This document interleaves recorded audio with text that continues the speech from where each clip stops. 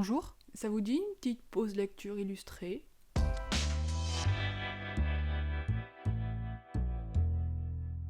De son vrai nom Fabienne Claire, Amélie Nothomb est une auteure d'une famille noble belge intéressée par la politique et la littérature. Son père est un diplomate belge qui sert entre 1968 et 1972 comme consul général à Osaka au Japon, avant de prendre poste à Pékin, New York, au Bangladesh et jusqu'en Birmanie.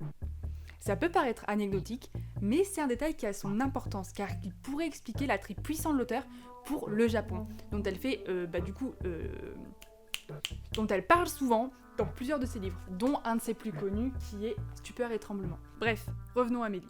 Concernant ses études, elle fait une première année universitaire en droit, obtient une licence en philosophie romane à l'Université libre de Bruxelles et envisage un moment la carrière d'enseignant. C'est en 1992 qu'elle publie son premier roman, Hygiène de l'assassin, qui est un succès et marque le début de sa carrière. Elle publie par la suite un roman par an aux éditions Albin Michel et ses écrits sont traduits dans 37 langues à travers le monde. Publiée en 1998, Mercure est une fiction littéraire d'environ 200 pages. La version que j'ai est une version du livre de poche publié en 2016, et j'ai d'ailleurs lu cette même année. Bon, vous en faites ce que vous voulez de cette info. L'histoire.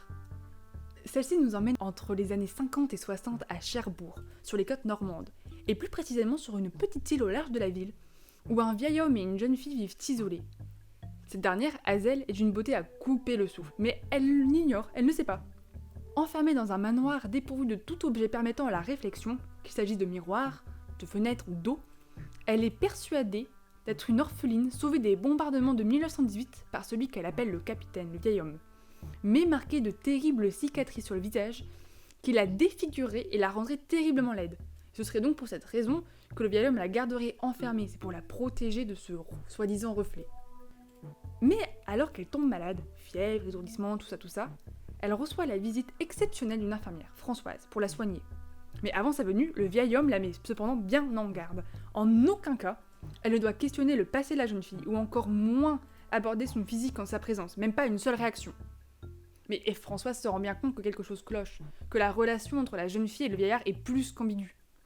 Elle décide donc, chaque jour, de verser le mercure présent dans son thermomètre dans un seau, afin de permettre à terme de révéler à la jeune fille son véritable reflet, afin de la sauver de l'implaçable machination au prix de laquelle le vieux assouvit un amour fou paroxystique. Amélie Nothomb retrouve là ses thèmes de prédilection, l'amour absolu et ses illusions, la passion indissociable de la perversité. Et là, c'est pas moi qui le dis, c'est la 4e de couverture directement. Ce que j'en pense. Ce roman est une tuerie, voilà, salut. Non, je déconne, plus sérieusement. J'ai adoré, le livre se défore.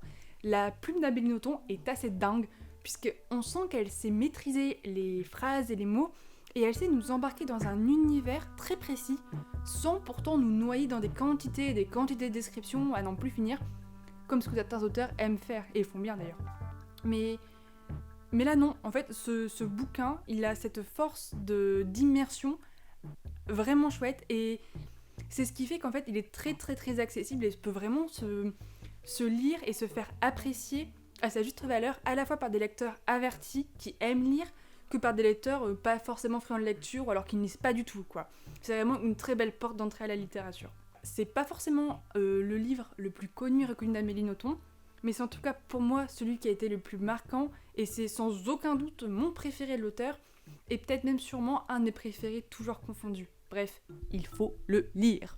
C'est un huis clos un petit peu morbide, mais il est pas très épais, il se lit vite, bref, il a beaucoup de qualités, quoi. En plus, je vais pas vous spoiler la fin, mais quand même, on peut pas rester indifférent quand on voit la fin. Tu bugs en fait quand tu finis. Voilà. Donc, et si c'est pas le cas, c'est que t'es très bizarre. Et voilà. C'est tout pour cette première vidéo. J'espère que ça n'a pas été trop chiant.